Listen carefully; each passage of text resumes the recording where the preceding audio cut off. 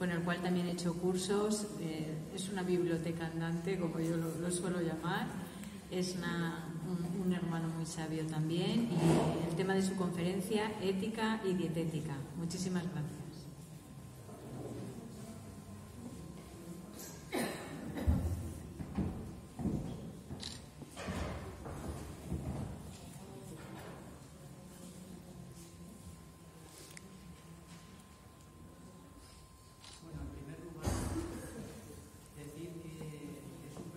Para mí, estar aquí una vez más con la hermandad, si no lo he hecho más veces ha sido por problemas familiares, y que es una suerte compartir este tiempo pues con amigos como mi colega. Hemos pasado quizás ya las bodas de plata, bastante las hemos pasado, y dar las gracias en primer lugar pues a la hermandad, en la persona de María Ángeles especialmente, quien me hizo la propuesta también, y también dar las gracias pues al Ayuntamiento de Burgasol por permitirnos estar aquí y por compartir todo esto. Es un placer, y a todos vosotros, por supuesto, si no, no tendría sentido esto. Deciros que cuando María Ángeles me propuso dar una charla de dietética, pues era la charla de dietética de siempre, ¿no? O sea, propiedades de alimentos y tal, y en fin, lo que llevo haciendo toda mi vida. Esta es la primera vez que voy a hablar de ética y dietética, es decir, de los factores psicológicos de la alimentación. También me comentó que si podía hablar del ayuno, porque no sé si sabréis que soy especialista en ayunos, y ahí pues sí que entronca bastante con el tema de la psique, ¿no? Pero a mí lo que me surgió es hablar de ética y dietética, no sé, lo noté que tenía que hablar de eso, y la verdad es que se me han abierto ahora muchísimos campos en ese terreno. Por lo tanto, no voy a hablar como otras veces. Si no hubiera traído mi maravilloso PowerPoint, yo os pondría ahí pues nutrientes, propiedades, vitaminas, intolerancias, el problema de las proteínas animales, que es lo que vengo haciendo desde hace muchísimos años. Hoy, más bien, quiero hablaros un poco de por qué hoy en día ha surgido con tanta fuerza el veganismo, por ejemplo. La gente joven ya no se hace lacto-ovo-vegetariana simplemente, se hacen veganos directamente. Muchísimos hijos y hijas de amigos míos me han llamado preocupados de, oye, que mi hijo no quiere comer nada, ni huevos, ni leche, nada, son veganos. Hay un movimiento vegano a nivel internacional extraordinario, y no es por motivos exclusivamente de nutrientes, porque yo sé que a la dieta vegetariana, vamos, los beneficios son indiscutibles. Hace poco oí al especialista que hace más trasplantes de corazón en Valencia diciendo que, hombre, está claro que en Estados Unidos los colectivos vegetarianos padecen muchas menos enfermedades cardiovasculares. O sea, el que se lee los trabajos que hay, pues eso no se puede negar. No vamos a hablar ahora del tema nutricional, sobre la fisiopatología de los alimentos, que es lo que a mí siempre me ha interesado. Yo prefiero hablaros de algunas leyes que nos podemos aplicar, considerando esas leyes como algo ético, ¿no? Porque la ética significa, viene de ethos, ¿no? de costumbre, y de mos también, de moral, que también significa costumbre.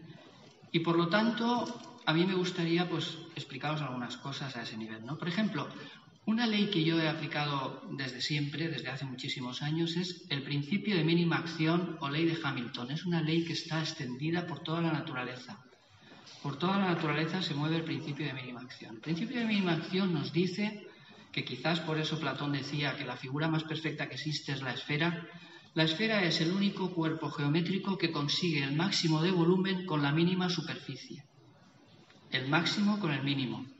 Y por eso es perfecta, porque consigue el máximo volumen con la mínima superficie. Pues bien, cuando eso lo aplicamos a la alimentación, por ejemplo, pues sería conseguir el máximo beneficio con la mínima inversión. Es decir, si necesitamos una serie de nutrientes, de vitaminas, tal, pues es conseguirlo, pero sin pasarnos tampoco mucho.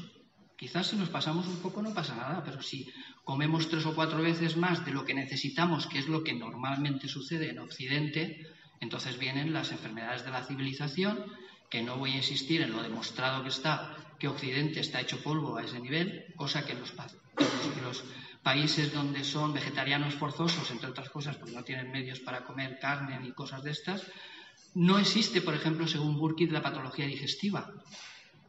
En países del tercer mundo se pueden morir de hambre en algunas zonas, pero no hay patología digestiva. No es que haya menos, es que no existe casi la patología digestiva según Burkitt, que es el que se ha preocupado de ir y comprobar, analizar las heces y tal, ¿no? Que no existe patología digestiva quiere decir pues que no se ve casi ni apendicitis, ni colitis ulcerosa, ni enfermedad de Crohn, ni divertículos. No hay casi patología digestiva en los países que son vegetarianos, aunque sean vegetarianos forzosos. Eso no lo voy a discutir y no puedo evitar deciroslo porque es lo que he estado hablando desde hace un montón de años. Pero bueno, esa ley, ese principio de mínima acción, si lo aplicamos simplemente en la cantidad de lo que comemos, ya va a ser una ley muy buena para poderla poner en práctica, ¿no? Es decir, que la ética en la dietética nos tendría que hacer pensar en cómo cumplir con las leyes de la naturaleza. Por ejemplo, las leyes de la naturaleza nos dicen que los animales o los seres que vivimos en este mundo se dividen en dos partes, herbívoros y carnívoros. Los herbívoros no matan de forma violenta. Y tenemos por la serie de herbívoros, por los elefantes, los caballos, animales de una gran envergadura y no matan de forma violenta. Los carnívoros matan para sobrevivir, tampoco matan mucho más. Los leones cuando se comen una pieza que además está enferma y que hacen la labor de eliminarla de la naturaleza de una forma rápida para que no sufra también, porque habría que ver la parte positiva, pues los leones comen y se acabó. Hasta que no tienen otra vez hambre no vuelven a matar para poder sobrevivir. Y eso forma parte de las leyes de la naturaleza, eso no lo podemos negar. Eso es la ética de la naturaleza, la tenemos que aceptar como es. De hecho, los herbívoros se sabe que tienen un intestino muy largo. ¿Para qué? ¿Por qué? Pues porque lo que comen los herbívoros, como son cosas que son bastante sanas y tienen bacterias, tienen probióticos, necesitan fermentar dentro para producir esas bacterias que van a producir a su vez una cantidad de nutrientes que no son muy necesarios. Por lo tanto, por eso tienen los herbívoros un intestino muy largo. Y los carnívoros lo tienen corto porque la carne, si se queda dentro, se pudre y forman lo que se llaman hoy en día las tomaínas o bases de la putrefacción, que van a dar un montón de problemas. Entonces tienen el intestino corto para comer, coger lo que necesiten y luego enseguida sale lo que sobra, ¿no? Y por otra parte, se sabe también positivamente que los animales carnívoros tienen una enzima que se llama la uricasa, que están preparados para destruir el exceso de ácido úrico, que es lo que provoca el exceso de proteínas, especialmente cuando son proteínas de origen animal. Por lo tanto, los carnívoros están de alguna forma preparados para poder consumir esos productos fruto del acto de matárselos para comerlos, no matarlos para comérselos. Y luego resulta que existe la especie humana que nos han tratado de convencer de que somos omnívoros. Se han inventado el tema ese, omnívoro. ¿Qué significa omnívoro? Omnívoro parece ser, como yo lo entiendo, que significa que podemos ser herbívoros y carnívoros al mismo tiempo. Eso es lo que significa, que podemos comer tanto carne como productos de la naturaleza, cereales, legumbres, todo eso, ¿no? Pero vamos, eso lo podemos analizar también y con cierta lógica. Por ejemplo, ¿el ser humano a qué animal se parece más? ¿A qué animales nos parecemos más nosotros? Obviamente a los simios y los homínidos, o sea, nosotros pertenecemos a todo el grupo de homínidos. A quien más nos parecemos es a los gorilas, a los chimpancés, toda la serie de animales que tienen una estructura corporal similar, parecida, no igual, pero parecida a la nuestra, ¿no? ¿Y qué características tienen esos homínidos, esos simios? Pues tienen un tipo de tubo digestivo casi exactamente igual que el nuestro. El tubo digestivo es el mismo, están preparados para consumir vegetales. Por lo tanto, el propio Darwin decía que el régimen natural del ser humano es herbívoro, porque Darwin era un observador muy, muy eficiente y se daba cuenta de que el tubo digestivo de los seres humanos, como era parecido a los simios, pues tendríamos que llevar un régimen similar a los simios. Sí que es verdad que hay veces que los simios se comen un gusanito, tal. Nosotros también sin querer a veces nos comemos un robellón y dentro del robellón hay un gusano. Sabéis que muchas veces hay gusanos dentro de los robellones. O sea que muchas veces no podemos ser vegetarianos estrictos aunque queramos, ¿no? O sea, seguro que yo esta vez, que este año he comido un montón de robellones, algún gusano me habré comido casi seguro. Lo cual tampoco significa nada grave, pienso yo, desde el punto de vista ético, ¿no? Porque he hecho lo posible por quitarlos, por observar que no haya ninguno, pero bueno, alguno casi seguro que habrá caído, ¿no? De manera que sí que estamos preparados, como algunos simios, pues para que entre algún tipo de proteína animal y tal, pero básicamente nuestro tubo digestivo es herbívoro. Es lo más parecido a los simios, ¿no? Por lo tanto, ya podemos ir sacando algunas conclusiones. Yo os diría que si vais al biopark, veáis a los gorilas cómo se hinchan a comer zanahorias. Los gorilas son unos animales fortísimos, o sea, mucho más fuertes que nosotros. Y eso de que los vegetales no tienen proteínas de alto valor, mentira. O sea, que no lo veis. Un gorila se nutre de zanahorias. Por la zanahoria algo le dará al gorila para tener los músculos que tiene, ¿no? Y la fuerza que tiene. Por lo tanto, es de sentido común. Los toros, los caballos, los elefantes son herbívoros. El elefante, quizás el animal más grande, ¿no? que camina sobre la tierra, es herbívoro. Por lo tanto, la primera pregunta que yo estoy harto ya de oír en los medios de comunicación, que desgraciadamente el periodismo deja mucho que desear, no todos los periodistas, pero muchos dejan mucho que desear, no hacen más que decir en medios públicos que es necesario comer carne. ¿Que es necesario comer carne? ¿Me estáis diciendo que es necesario comer carne? Me decían lo mismo que me decían a mí hace casi medio siglo, cuando yo me hice vegetariano. Mis profesores me decían, no, una dieta vegetariana, la vitamina B12, a los 5 años se va a acabar la vitamina B12, ya veremos lo que te pasa a los 5 años. Claro, yo, una persona joven, cuando me hice vegetariano, pues yo digo, vale, pues ya han llegado los 5 años, ahora voy a ver por dónde empiezo a caer, porque claro, cuando yo me hice vegetariano todo esto no estaba de moda ni soñando. O sea, encontrar una librería donde te vendían libros de naturismo y de dietética naturista y de vegetarianismo y tal, eso era casi imposible, y más en Alicante, que era donde yo estudié cuando era más joven, ¿no? Por lo tanto, yo me lo creía, lo que mis profesores me decían. Yo estudiaba medicina y entonces a mí me dijeron, pues a los 5 años, pues ya verás, a los 5 años. A los 5 años no pasó nada, yo me la jugué. Hoy en día no se la juega a nadie porque sabemos que es mentira, pero hace casi medio siglo eso era una verdad para mí porque lo decían los grandes maestros, ¿no?, de la Facultad de Medicina. Entonces yo me lo creía, pero no me lo creía lo suficiente como para haberme generado una enfermedad psicológicamente, ¿no? De decir, ahora ya me toca, ¿no? Y habérmela creado. Yo lo ponía en duda porque tengo un sentido muy crítico, ¿no? Y comprobé que pasaron 5 años, 10, 20, 30, 40, y si Dios quiere, el próximo día 15 de febrero haré 44 años de vegetariano. 44 años, es casi medio siglo. Espero llegar a medio siglo, claro. De manera que ese mantra de que es necesario comer carne debería de prohibirse decir en medios públicos, porque es mentira. Es mentira. No es necesario comer carne. Y eso va muy bien que lo sepa todo el mundo, para que no, porque claro, si fuera necesario comer carne, podría ser ético comerla, ¿no? Matar para comérsela, porque si es necesario, oye, lo que es necesario es ético, ¿no? Como los animales carnívoros. Dentro de su sistema, para ellos es ético, porque ellos están preparados para eso y han venido para eso.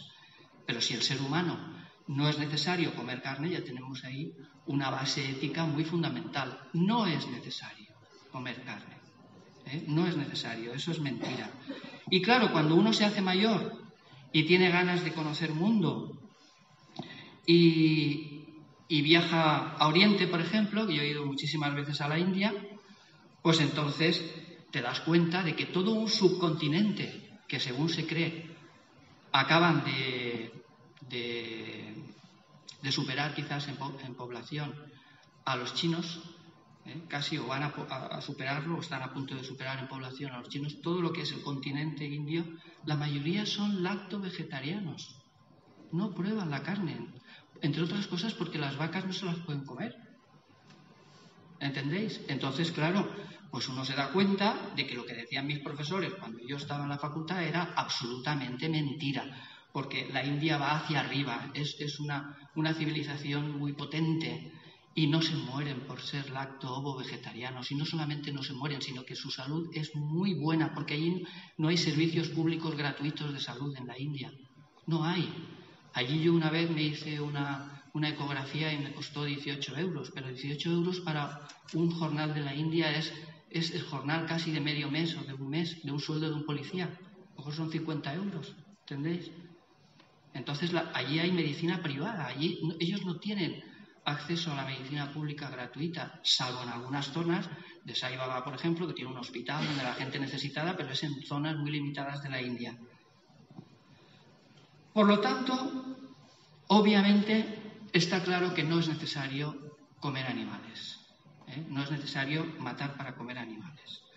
Por lo tanto, una dieta lacto-vegetariana, en principio, ya parece que éticamente pues es posible, o sea, se puede llevar sin ningún problema, sin necesidad de matar animales. Y luego, cuando uno también conoce pues toda la serie de religiones que practican la ahimsa, que es la no violencia, es el no matar, pues entonces resulta que por una motivación ética o religiosa, pues tienen los beneficios de no consumir los productos que causan tantas enfermedades como se está demostrando cada vez más, ¿no? Entonces tienen unos beneficios, pero en segundo lugar. En primer lugar es el beneficio de practicar la ahimsa, que es la no violencia, no matar. Y luego, en segundo lugar, pues tienen los grandes beneficios de las propiedades que tiene una dieta vegetariana, ¿no? Podemos hablar, yo os podía hablar pues del hinduismo. O sea, el hinduismo ha condicionado muchísimo todas las teorías naturistas. Dentro del hinduismo, a mí me ha interesado mucho el jainismo, porque los jainistas todavía practican el ayuno. Hay jainistas que hacen ayunos de un mes, y del ayuno, si queréis, luego os puedo hablar un poco más hacia el final.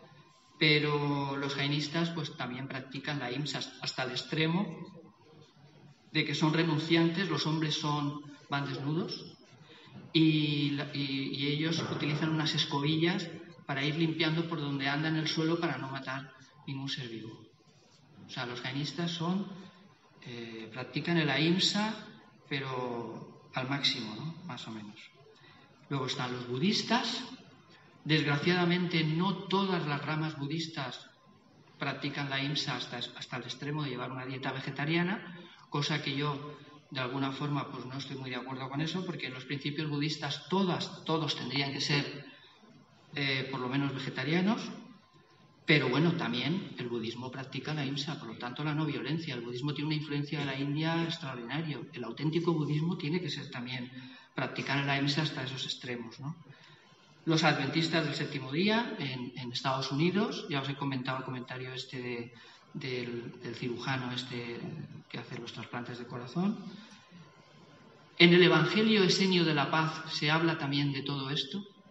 Es un evangelio apócrifo que no tenemos por qué decir que no es verdad, porque es uno de los tantos evangelios que se han encontrado y que pueden haber estado en contacto con los primeros cristianos. Yo os recomendaría que leyerais el Evangelio Esenio de la Paz, y ahí también el propio Jesús nos dice que hay que llevar una dieta sin practicar el matar animales.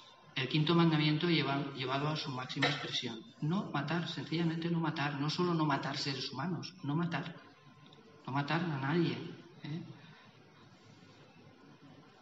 Luego están las ramas taoístas, que también he tenido la suerte de poder estar incluso en las montañas de Bután. Cuando uno viaja es que la mente se da cuenta de que estamos aquí en nuestra aldea provinciana y la mente se queda muy limitada, ¿no?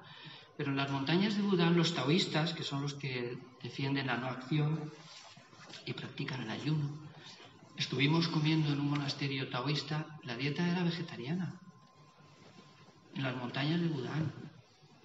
Y yo fui con un grupo de profesores y los únicos vegetarianos que éramos del grupo que iba de Pekín, de profesores de aquí de Valencia, éramos mi compañera Pilar y yo. Los únicos vegetarianos. Y el maestro de Bután, el gran maestro de Qigong y de Tai Chi y todo de Bután, nos dijo que la dieta tenía que ser vegetariana. Se les caía la cara de vergüenza. ¿entendéis? A los otros. Porque el maestro de Buda les decía, no, es que la dieta tiene que ser vegetariana, hay que practicar la no violencia. Exactamente igual que en la India. Por lo tanto, si en China y en la India se practica la no violencia, ya solo con la India y con China ya nos superan, pero es la mayoría de la humanidad. Si juntamos todo lo que es China y todo lo que es la India, los demás estamos ahí pues de relleno un poco. Por mucho que hablemos de Europa, América, tal. China e India son las dos poblaciones más grandes, ¿no?, del planeta. Luego está el tema de la cantidad. Yo hice un estudio hace mucho tiempo y llegué a la conclusión, con tablas, de que lo que necesitábamos en calorías para unas 2.000 calorías al día, una persona de peso medio, era una barra de pan de 1/4, 2 peras, un plato de arroz y 2 vasos de leche, que podría ser o bien de leche vegetal, como la leche de soja, que es muy completa, o la leche animal. Eso es lo que necesitamos aproximadamente para las 2.000 calorías que necesitamos. ¿Cuánto más comemos? Me pongo yo también, quizás. Hay días que no, pero cuando tengo tiempo para comer, como mucho más que esto que pone aquí. ¿Lo veis? Comemos muy por encima. Eso los que estamos concienciados. Imaginaos los que no están concienciados, que se van de cena por ahí, de comida, merienda, cena, hacen 4 o 5 comidas al día, si no más. Por lo tanto, la cantidad va a ser un tema también muy importante. De ahí cumplir con el principio de mínima acción que os he comentado al principio. Y como herramienta de esa no acción y de la ahimsa, estaría en su nivel más extremo, estaría el ayuno. Y del ayuno sí que podría hablaros, pero muchísimo, ¿no? Entonces, del ayuno lo que os puedo decir es que cuando se ayuna, en primer lugar, lo que va a ocurrir es que el organismo es muy sabio, ¿no?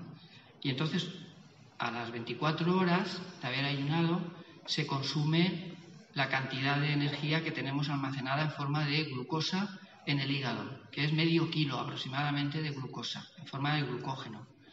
Está almacenado en el hígado, aproximadamente a las 24 horas, al día y medio. Se consume ese azúcar y el organismo tiene que pasar a la segunda fase del ayuno, que es la fase de consumo de grasas. Entonces empezamos a consumir grasa y claro, el organismo es muy inteligente. ¿Qué grasa va a consumir? Pues la que tenemos almacenada. Hay no mucha, pero hay personas que tienen más, ¿no? De manera que esa grasa que esas personas tienen almacenada es la que se va a ir consumiendo en la segunda fase del ayuno. Esa segunda fase del ayuno puede durar 30, 40, 50 días y a veces más. Y casi nadie llega a los 50 días de ayuno, ¿no? Obviamente.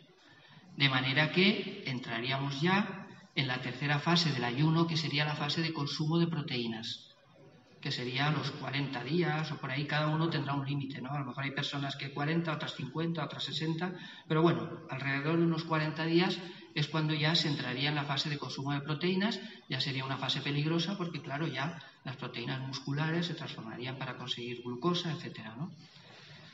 Y del ayuno lo que tenemos que saber también es que hoy en día se sabe que durante la primera semana del ayuno hay una pequeña pérdida inicial de proteínas durante una semana. Y esa pérdida pequeña de nitrógeno, de proteínas, muchos especialistas, endocrinos y tal, casi siempre han dicho que eran proteínas musculares, especialistas en nutrición y tal, ¿no? Pero yo tuve la idea de que a raíz de unos trabajos de los doctores Ben de la Universidad de Frankfurt y de otros trabajos de la inmunología, llegué a la conclusión de que probablemente esas proteínas no tiene sentido que sean las proteínas musculares, porque si fueran las proteínas musculares no se perderían solo durante una semana. Porque ¿qué sentido tiene que estemos una semana sin comer, perdiendo un poco de proteínas, y que a los 10, a los 15, a los 20 días no se pierdan ya proteínas? No tiene mucho sentido porque necesitaríamos proteínas cada vez más, ¿entendéis? Cada vez necesitaríamos más proteínas y no es así. Es decir, que se dejan de perder esas proteínas a la semana aproximadamente de hacer un ayuno, ¿no? Un ayuno con agua. De manera que la idea que yo tuve, y así lo expuse en un trabajo que luego nos premiaron a otro médico y a mí, pues era que esas proteínas eran las que estorbaban, las proteínas que están localizadas en zonas en el organismo que no son necesarias y que el organismo es lo primero que echa mano para conseguir energía. Esto, hoy en día, la ciencia ha demostrado que puede ser así porque los lisosomas, que son una parte de las células, hacen que todo lo que estorba en el organismo, incluso las proteínas de los virus, se destruyan. O sea que cuando uno ayuna, echas mano hasta de las proteínas de los virus. Por eso yo me corto los resfriados ayunando.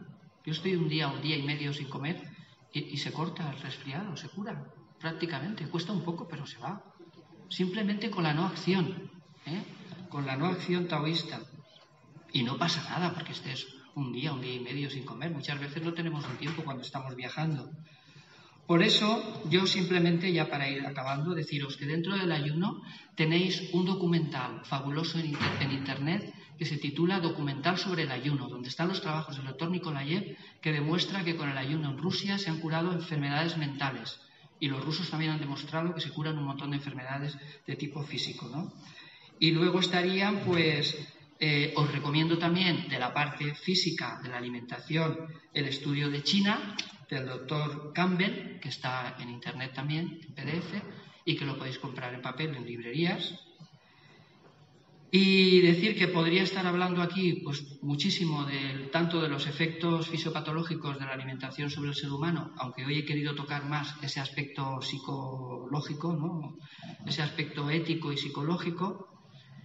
Y comentaros también que me ha ocurrido hoy una sincronicidad por todo lo que comentaba mi compañero Francisco, de que la naturaleza está muy entroncada con la propia divinidad. Pues cuando hemos llegado en el metro, unas amigas y yo, unas compañeras, pues una de ellas se ha dado cuenta de mira lo que pone ahí.